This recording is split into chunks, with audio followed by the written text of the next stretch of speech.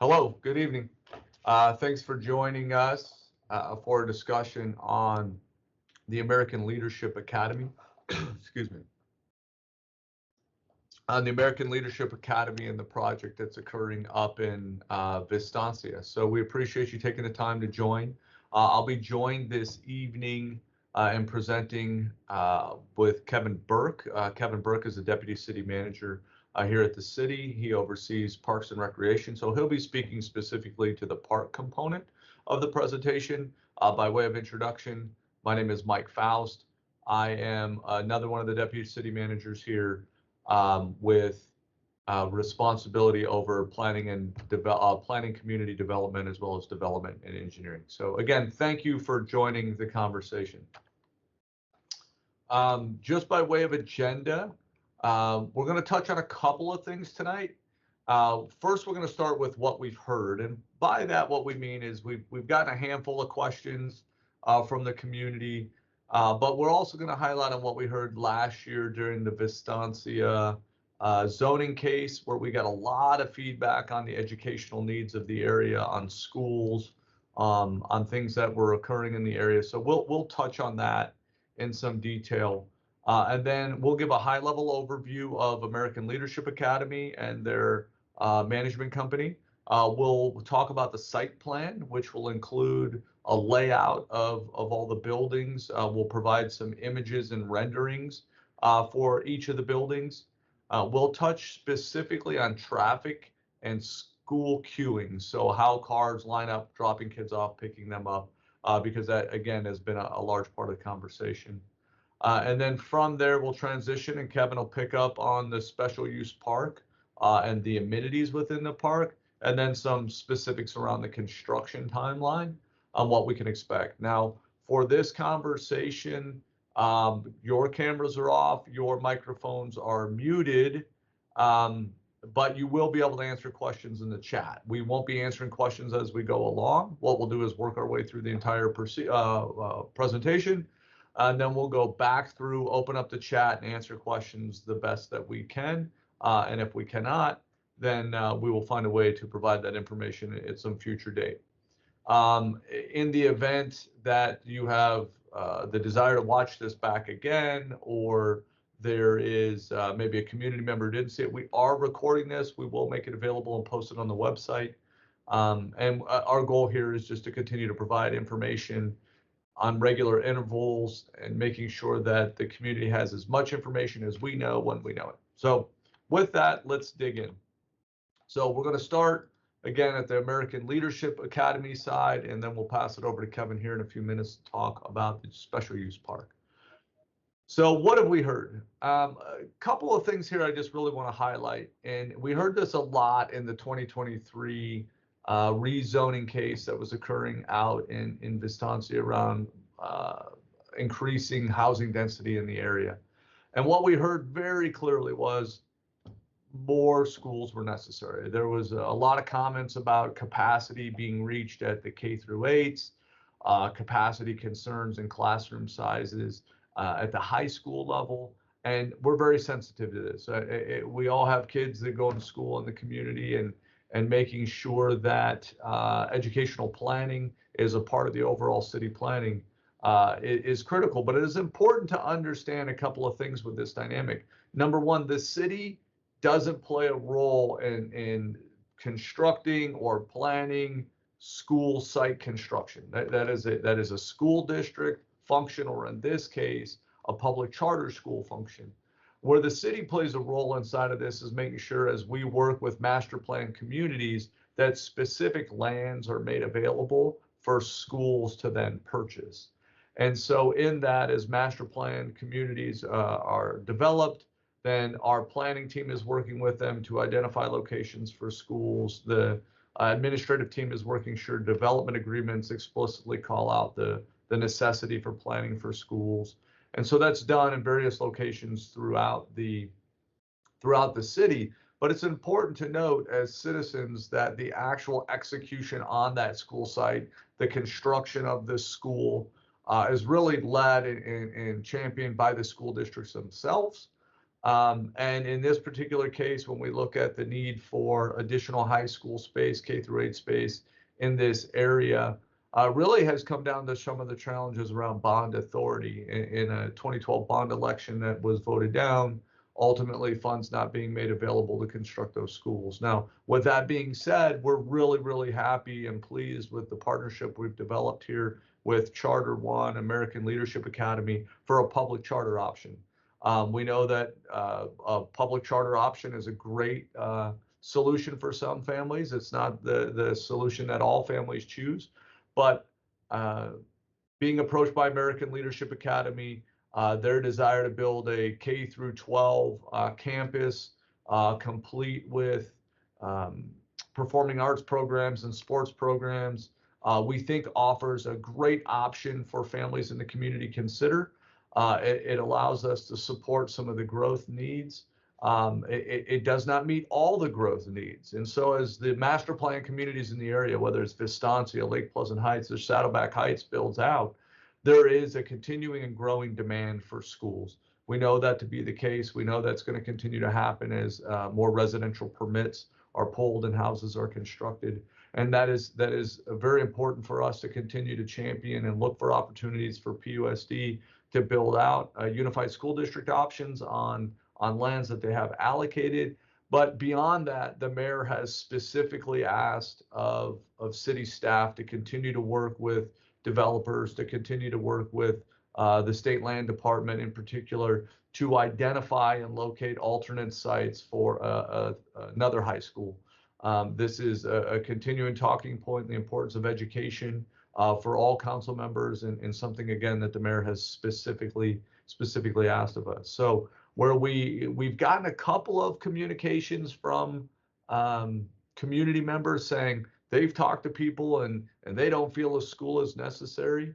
I can tell you that the overwhelming sentiment from the community that we've seen, and I've read dozens of pages of feedback from last summer's zoning case up in this area, and overwhelmingly we heard from community members the importance of schools and more schools in this space. And so with that, we're very, very happy with the relationship and the progression we're seeing with American Leadership Academy.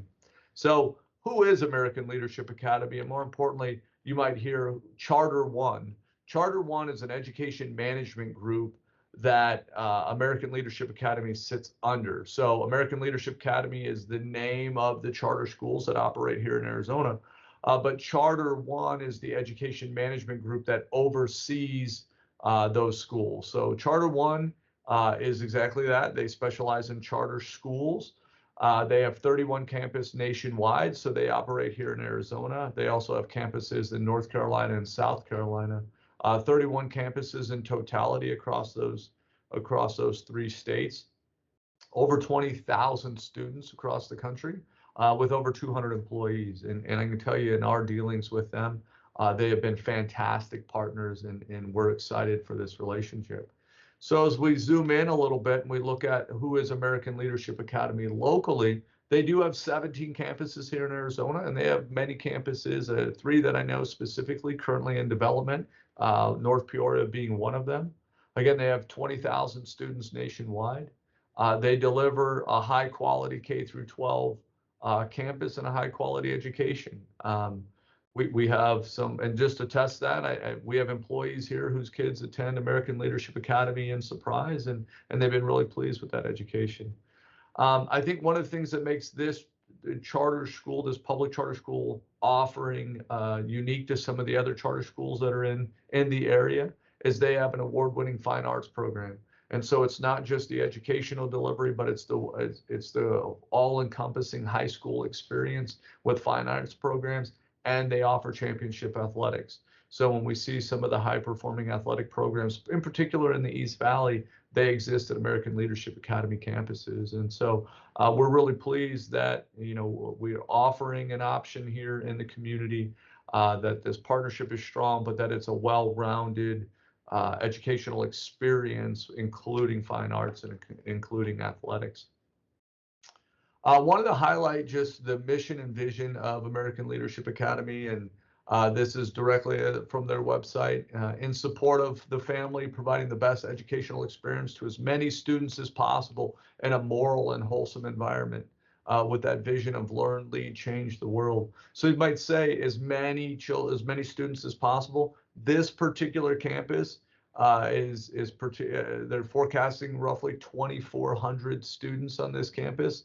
In early discussions, they think that could be as many as 2,100 students in year one, up to 2,400. And we've had some discussions, if it needs, could they go up to 2,700 or potentially even 3,000. So when we say campus, this is what we mean. So let's just orientate ourselves real quick to an aerial image of the site plan. So just by way of introduction, you can see that El Mirage Road up on the the upper portion of this picture, which would be the far western western boundary. You can see the Vistancia Marketplace in this image. That's the Safeway shopping plaza there. So the campus includes 7 large classroom buildings plus a administrative and gymnasium building. It has full football fields and track, and adequate parking. We will work through each of these components, but again, this is a full high school experience, including athletics and performing arts. Again, roughly 2,400 students is what's planned, 2,100 or so in year one, and then scaling up. Some of you might ask, well, how many kids at each grade level? I think that varies a little bit, but the best description I've heard is at the high school level, 9, 10, 11, 12. It's probably somewhere in the 300 to 350 students per grade level. So that gives you a rough indication of what that could look like. So we're going to now zoom in and take a look at a couple of the individual buildings that make up the campus. So this first image, you can see in the bottom right-hand corner of the slide, the red circle encapsulating the building. This is administrative building. It also includes gymnasiums. So you can see depicted 3 full basketball courts. This is going to be the more common space, cafeterias, and serves as the communal space for the overall school. Now, it's important to note, if you're familiar with any of the other American Leadership Academy campuses, this is not a traditional look for their schools. A couple of things to note with that. Number one is them evaluating options to offer an affordable construction solution. But I think one of the big components of this is any project within the Vistancia master plan community must go through the Vistancia design guidelines.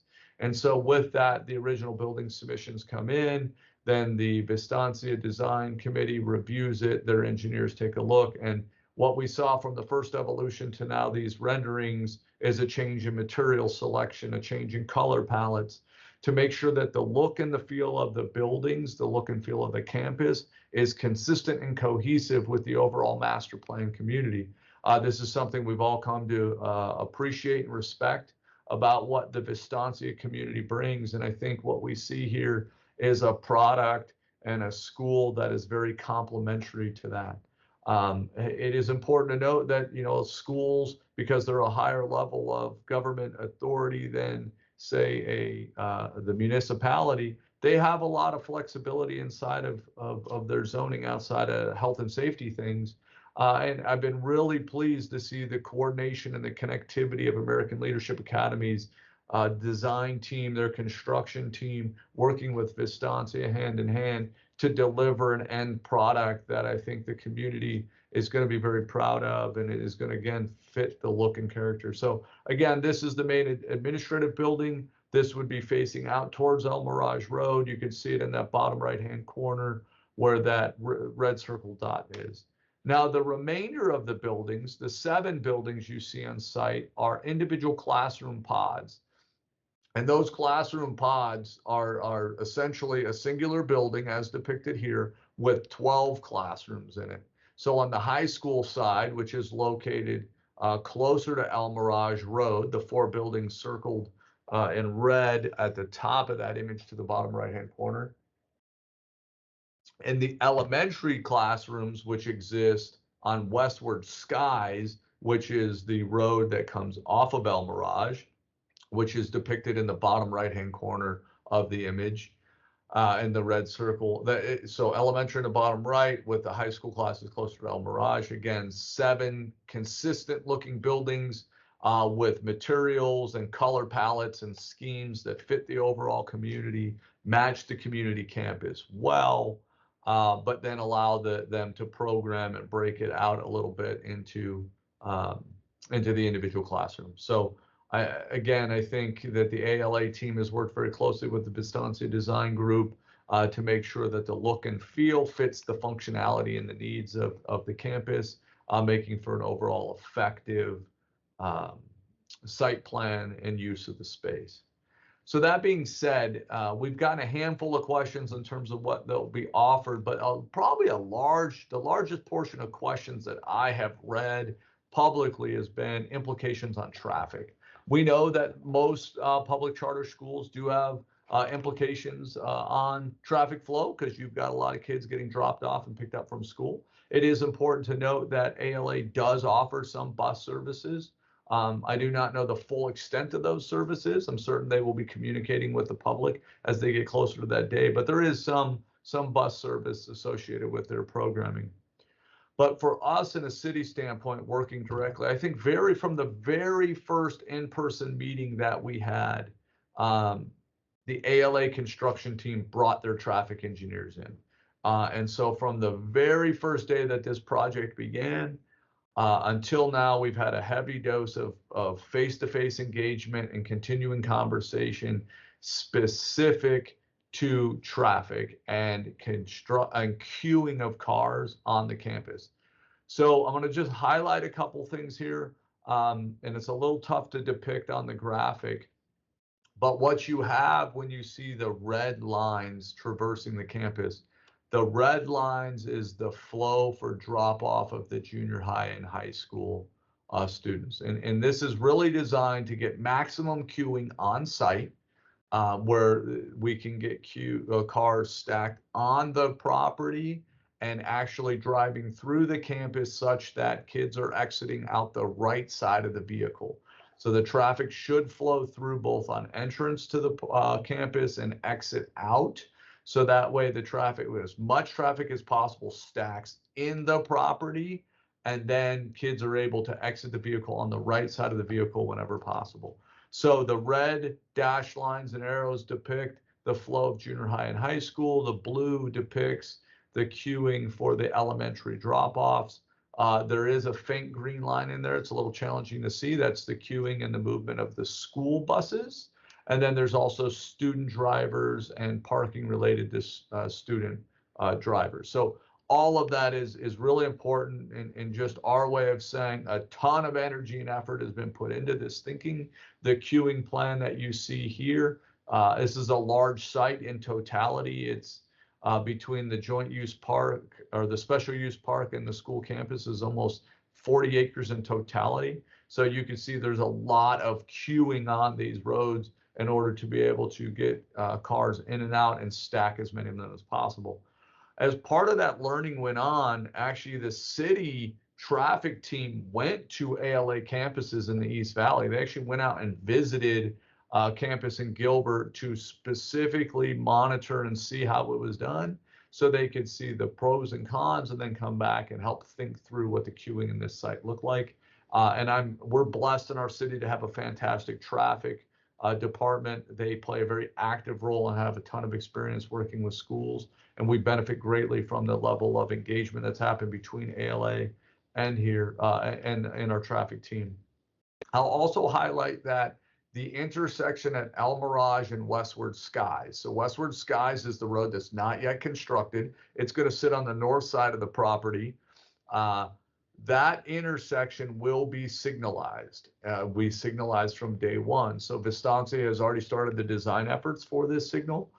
It takes about a year to design and construct a signal, and it is the goal to have that signal operational on day one of school. The plan is to have this school site, the certificate of occupancy, available in June of 2025. So that way this school and the teachers can get acclimated to the site and then open in July of 25 is the overall strategy and timeline they have there. There will be some additional roadway improvements along El Mirage, some lengthening of turning pockets for left-hand turn movements.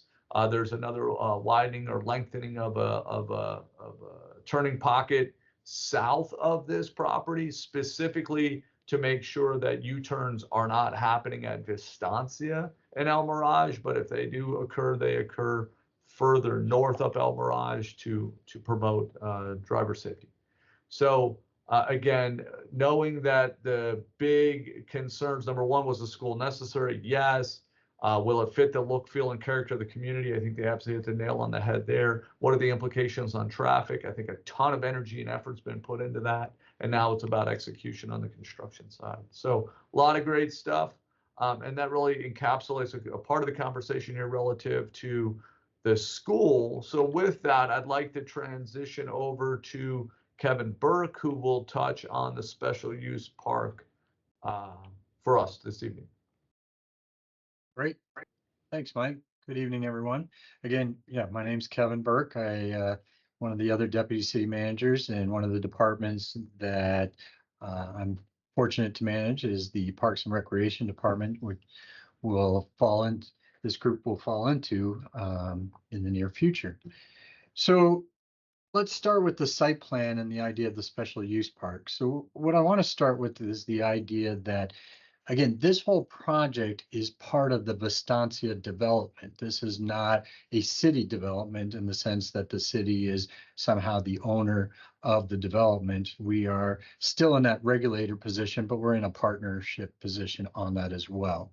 And so Vistancia is the owner of all that land, and Vistancia's development agreement is to provide the city a developed special use or community park to the city at some point associated with 5 North there. So this is part of that DA. It's 14 acres, and it's very similar to what we see across the community. When a new master plan community comes in, they're responsible for providing the community a park and dedicating that park to the city once it's completed.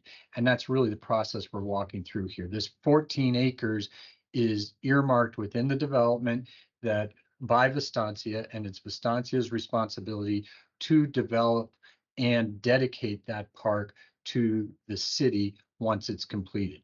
This is not an unusual arrangement.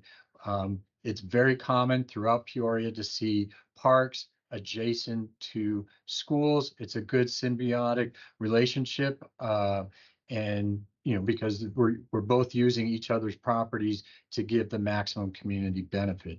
I can give you some other examples just even in this area. If you look at Lake Pleasant Elementary is right next to Westland Park. Deer Village Park is right next to Coyote Elementary. It's not an uncommon practice that we have done in Peoria, and so this just kind of continues that trend. We'll go to the next slide here and look a little bit closer at the proposed layout of the park. And again, this is a step above a neighborhood park. Typically, our neighborhood parks have 5 amenities in every one of them. There is a lighted multi-purpose field. There is a lighted court. There is a playground associated with it. There's a bathroom associated with it, which is somewhat unique to Peoria. You can go to a lot of other cities and bathrooms are not necessarily a fundamental part of their park's infrastructure. And then, typically a Ramada picnic element. That's your typical neighborhood park. What you'll see here is this is a step above with some other amenities to it. And I'll go through each of those amenities. It might be easier to look at it on the map, so I'm going to stay with the map, and then I'll give you the actual list on the next slide. But moving from kind of right to left there, what looks like kind of a soccer field to your right side, that is our lighted multi-purpose field, and it can be used for just that soccer field, but it can be used for other turf-related activities in the area. Right next to that, you see a parking structure. It's kind of small in there, but you're going to have the bathroom feature, you're going to have the playground feature, you're going to have the Ramada and picnic amenities all in that or adjacent to surrounding that parking structure, so that if folks are using the multi-purpose field, they have the bathroom close by. If one sibling's playing soccer, the other sibling is on the playground equipment, it's just that adjacency. And then on the opposite side of that parking lot in its current configuration is the lighted basketball courts. And you see we've got essentially 4 hoops in that configuration there, to provide it.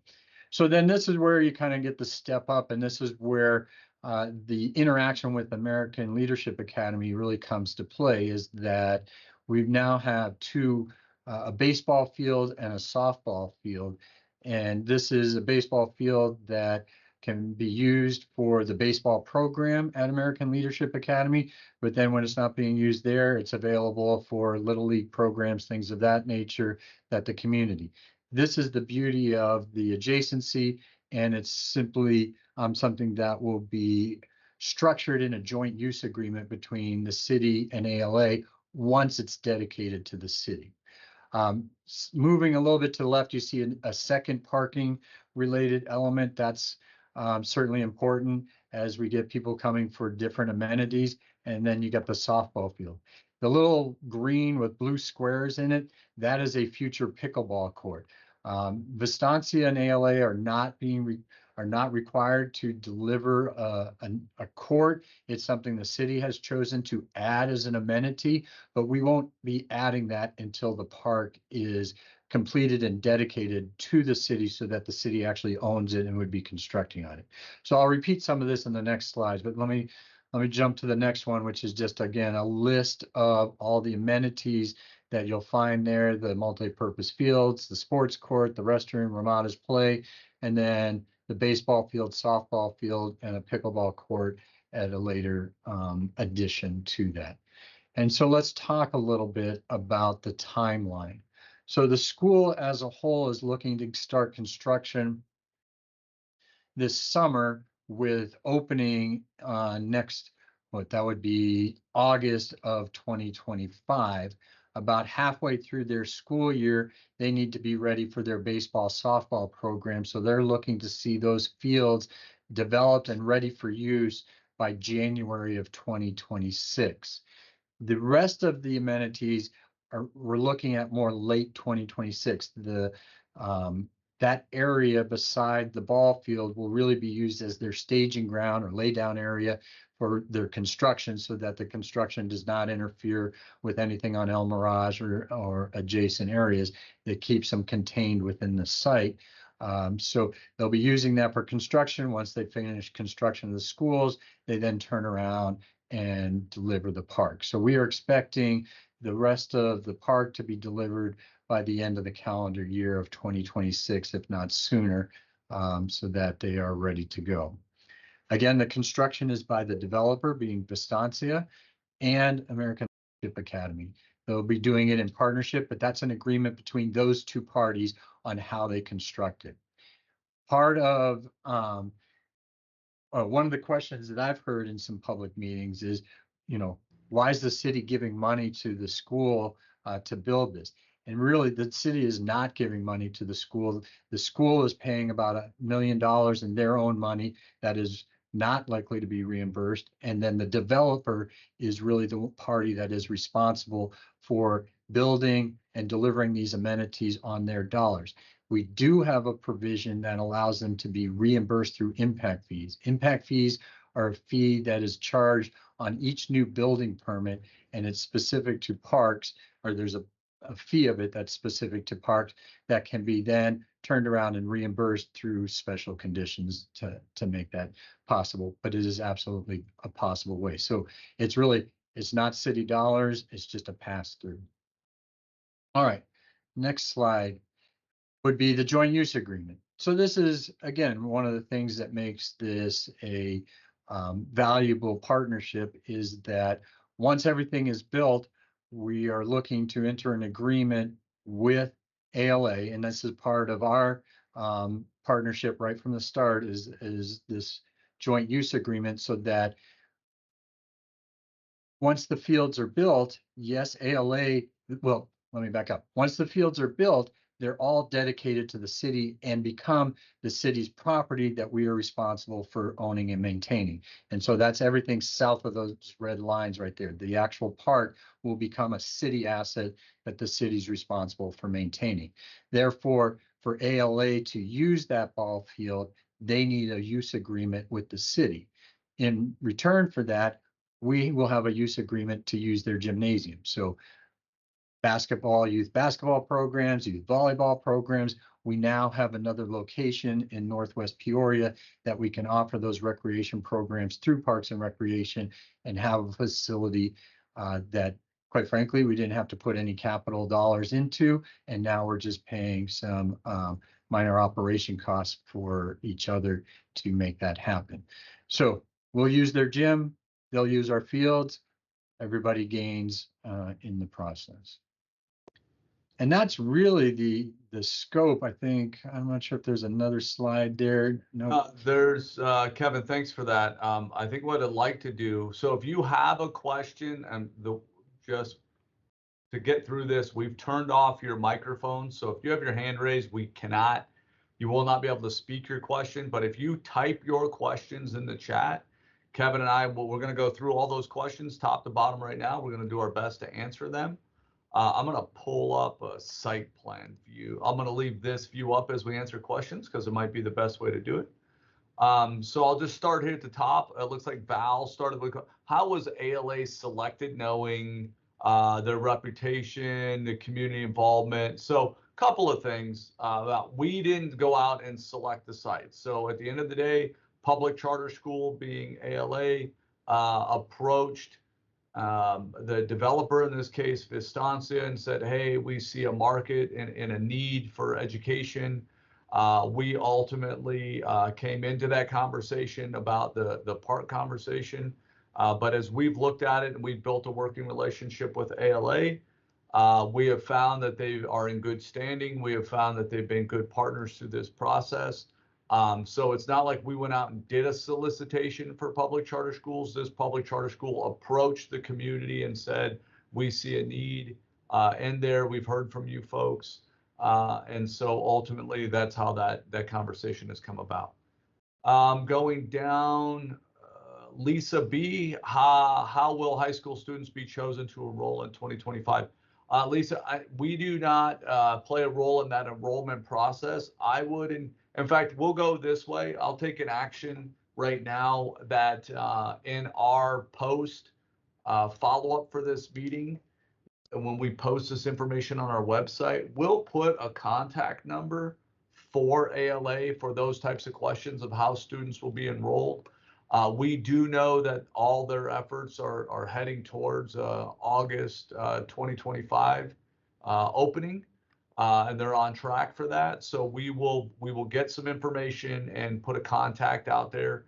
Maybe even ask ALA to provide some additional information that we can post on our website how to go about that. Val, I appreciate your conversation. The look is not only criteria. We agree. When it comes to education, there's a lot of things we can do for our kids, but education is at the top of that list. So providing a strong educational program and building strong character within our young students is first and foremost.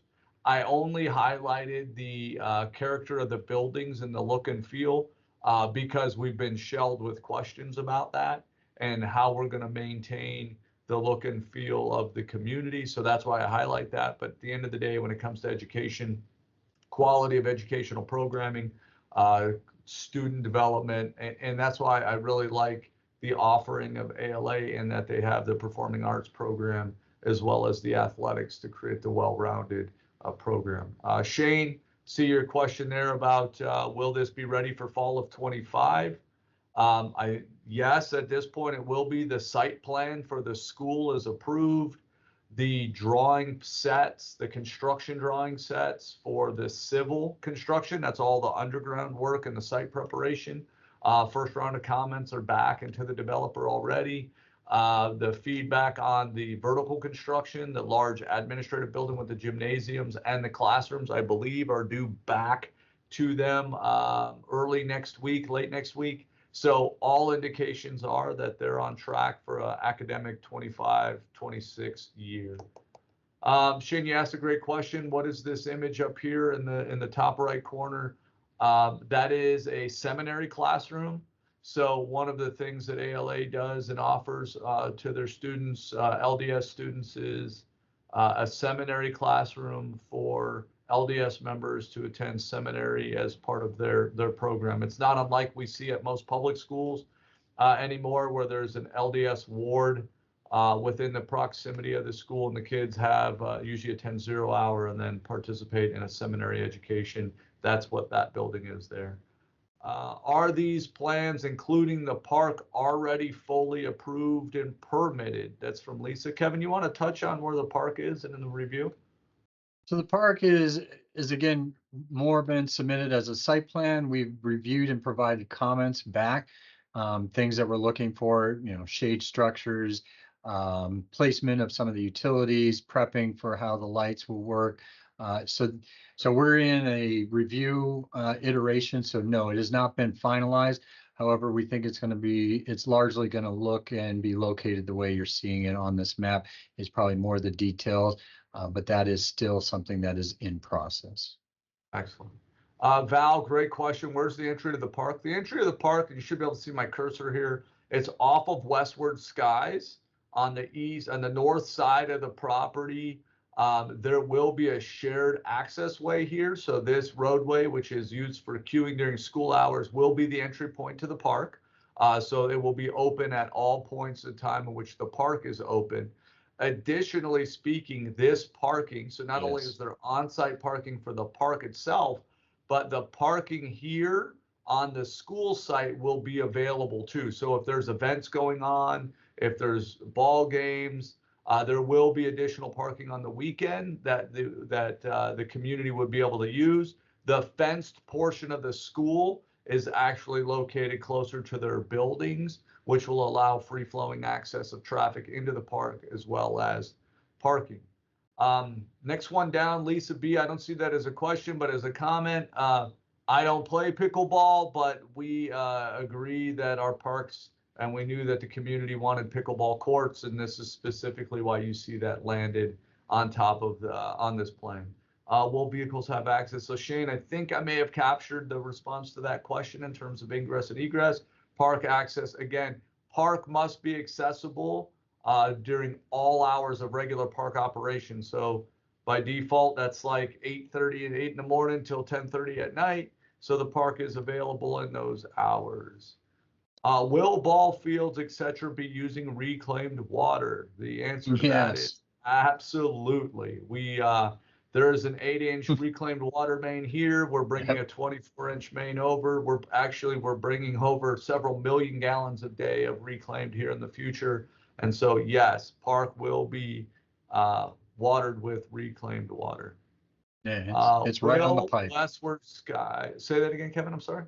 I said it's right on the pipeline. It's like, hey, having an off ramp of an interstate, you're gonna have an off ramp to the reclaim pipe right in the neighborhood. Yes.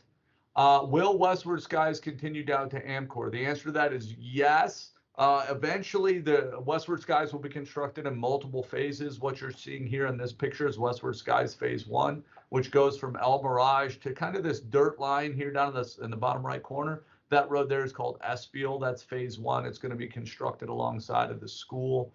From Espial here, continuing beyond, we will construct that at a later date, commensurate to the construction of the Amcor building. There is a subsequent Phase 3 of Westward Skies, which feeds to the far south end of the 5 North property.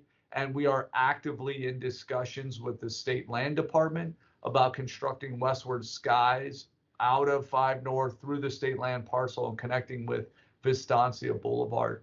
If you haven't watched it, I encourage you to watch the webinar we did a couple weeks ago on Amcor. It'll answer a lot of those questions. Lisa, it's our pleasure to join these conversations and provide information. Is ALA a Christian school? I see that answered. No, it is a public charter school. So although there is, I see the statement LDS affiliated, I can't speak to that. It is a public charter school. They do have an arrangement of a seminary building on campus, but it is a public charter school. What hours is the park available to the public? The park is available to the public for all regular hours of any park. So if I'm not mistaken, Kevin, that's probably City Parks open at 7, I think. They're open to up to 10 or 10:30, depending on the lighting field. The one nuance It with that varies. being, um, the one nuance with that being the joint use will dictate the scheduling of the baseball and softball fields, and so that would be if they have a schedule, you can't be on it, but other than that, it will be accessible. Last question we see here from Ron: can the public use the track? Ron, that's a great question. To be honest, I don't know if I got an answer for that one, but I like the I question. know. I believe that the football field, we would potentially could look at that for a joint use and potentially the track, but at this point, don't have a good answer. Don't have a good answer in terms of like if somebody wanted to walk the track in the middle of the day, but I don't think that will be a possibility in the middle of the school day. But let us go back and pose that question. Let me make that note before I forget. Access to track. A couple other questions. Where were the students assembled during an emergency? That's a great question, Ron. That is something that will be contemplated inside of the actual egress plan, fire plan relative to the building construction. As most schools do it, they assemble in the fields and in the parking lots. I do not have an egress map available for review, but that is something that's contemplated and handled within the construction drawing reviews. Um, how can I access the recording to share? So great question, Lisa. The team will post this information, the actual link to this video on the city website. I think it'll probably take a day or two to make it available, and then it will be posted. And you should just be able to go on the city website and probably just search American Leadership Academy, ALA, and that link will come up and get you pointed in the right direction. Um, Kevin, any other thoughts? I think that's all the questions we've had. I don't know if you got No, anything I else. thank you all for signing on. It was great to have the opportunity to kind of walk through this. It is an exciting partnership. Anytime we get to bring more amenities to the community and not have to use tax dollars to do it, it's a pretty good win-win situation. And so we're excited about the opportunities because there is, from a parks and recreation standpoint, there is always demand for more ball fields and more demand for more gym time. So we're very excited about the opportunity. Yeah, I'm glad you highlighted the gym time, Kevin, because up in this area, having additional indoor volleyball, basketball time is just fantastic, right? I mean, it's something the community's been asking for, and it's fantastic we can deliver. Again, I just want to echo what Kevin had said and offer, just want to offer any last questions, but this is our effort as staff to transparently and directly communicate what's happening. You know, a lot of times we get shelled with questions and different things arise, and we love the opportunity to dispel misinformation, to be direct and candid about what's going on. We are blessed. Kevin and I are both blessed to be part of teams with directors and deputy directors and managers and people who are about their individual portions, whether that's the planning team thinking about how this stuff lays out, the building team thinking about the drawings and the safety, the parks team planning amenities and the details and programming. These folks are just passionate. And Kevin and I love the opportunity to transparently communicate facts, right? Not things that we see out there. So we really are thankful for you giving us some of your time to hear. We appreciate you spreading the word out into the community and sharing the link when it's available so people can hear firsthand what's going on. And if there's other questions, we're more than happy to jump back in and have these conversations again and provide updates as we go along. So again, thank you all for attending. Kevin, great job. Thanks for partnering up as we deliver, and I hope you all have a wonderful evening. Thank you.